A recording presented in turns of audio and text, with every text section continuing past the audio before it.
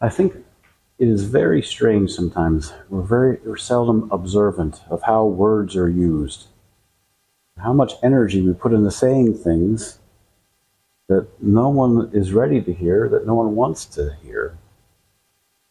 Maybe even stranger still is how often we speak without really even intending to connect, just aiming to be right, aiming to release some sort of internal pressure created by our own thoughts or feelings, or push some idea that we've become attached to. But unless someone really and sincerely wants to hear, they won't. And unless we truly want to communicate, not to win, not to pontificate, or to teach, not to perform, then our words just don't land anywhere useful. They just stir up more dust. They're the products of dust, and they return to dust. And when that dust is flying, when there's already heat and tension and pride that's been bruised, trying to communicate from some elevated platform of spiritual certainty or righteousness is worse than useless. You're drafting from the lofty realm of ideals, but the actual conversation, the ground on which it needs to take place, is actually right here. And the grit and the grind of this moment and how we all interconnect.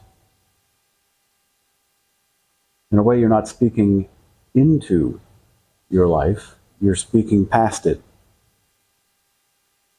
And that opens the grand question, how do we let the dust settle? There's a case in the Shōyōroku, it's the 33rd case. It's called Sanshō's Golden Carp. And it doesn't resonate like some of the other cases, and at first we're caught off guard because of it. But I think you'll find it's pointing to something that's very profound. Sanshō asks Seppo, a golden carp passes through the nets. I wonder what he has for food. Seppo says, I'll wait until you get out of the net and then I'll tell you. Sanshō replies, a teacher of 1,500 monks doesn't even know what we're talking about? And Seppo answers, for this old monk, as head of the temple, affairs do multiply.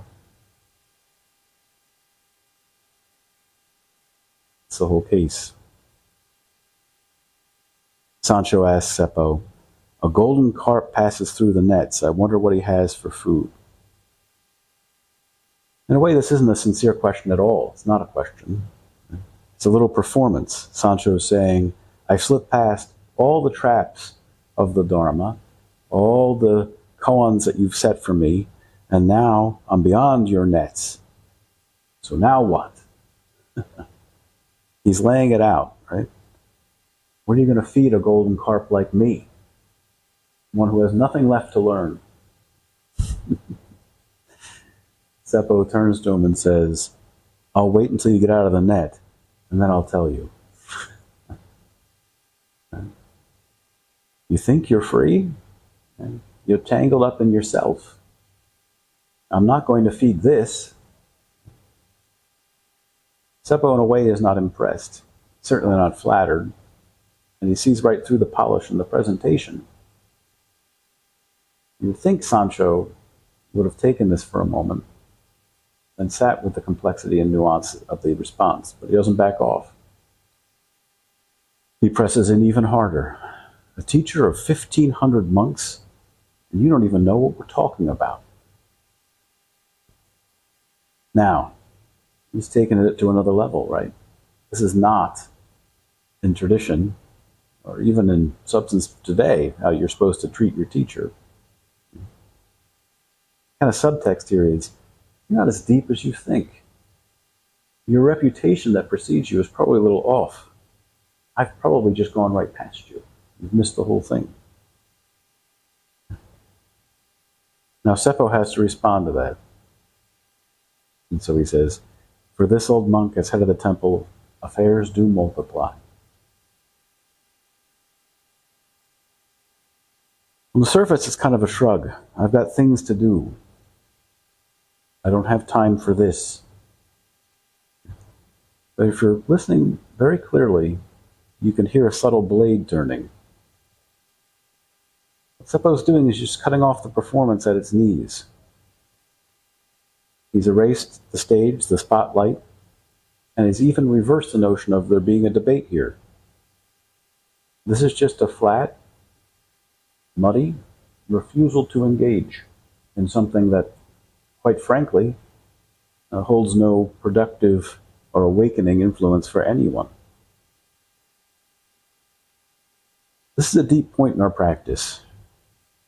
When we show up as students with some shine, some attainment, or even something genuine, we're liable sometimes to get caught up in it, caught in needing to be seen, needing to be affirmed, right? And that's not what we want to feed. We don't want to starve it out of cruelty, but out of clarity. There's no safety in being beyond if it's just some idea of beyond. In real realization, there's no food for the ego. It's frankly not easy to digest this practice. Okay? It's not easy to let it soak through your body and speech in daily life. It's easier to wear it like a badge. It's easier to show it off and use it as a way to keep yourself safe from vulnerability. But that's the last thing this practice is pointing to.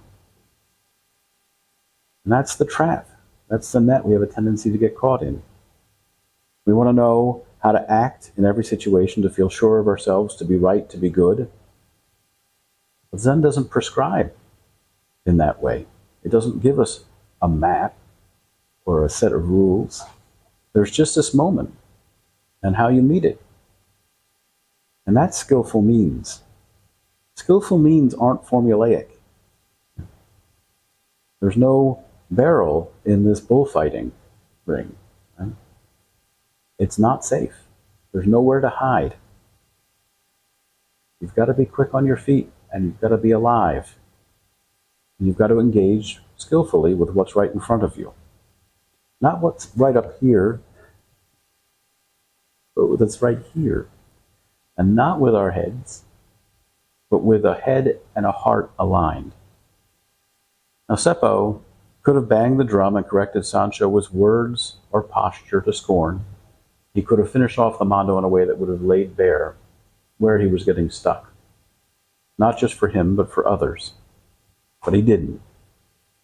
He just said, "I'm busy," which might have been the most compassionate thing he could have done.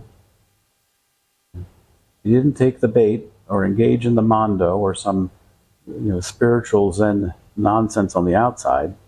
He simply stopped the game completely, didn't escalate, didn't try to finish him off or win. That's letting the dust settle.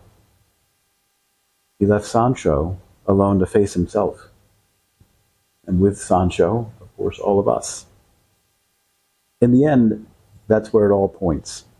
The golden carp isn't some prize fish gliding over the waters of awakening. The golden carp is you. It's me, it's every single one of us trying to wriggle through the nets of delusion and identity and pride. Sometimes we may think we made it through.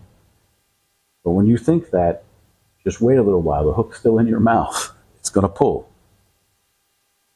Seppo, in this case, is showing how it is, what it is not to feed that. He doesn't reward the performance. He just keeps to the real. I have things to do right in front of me. So the question becomes, if there's no safe place to rest, if there's no recognition coming, if there's no applaud for your great insight to earn, can you still practice?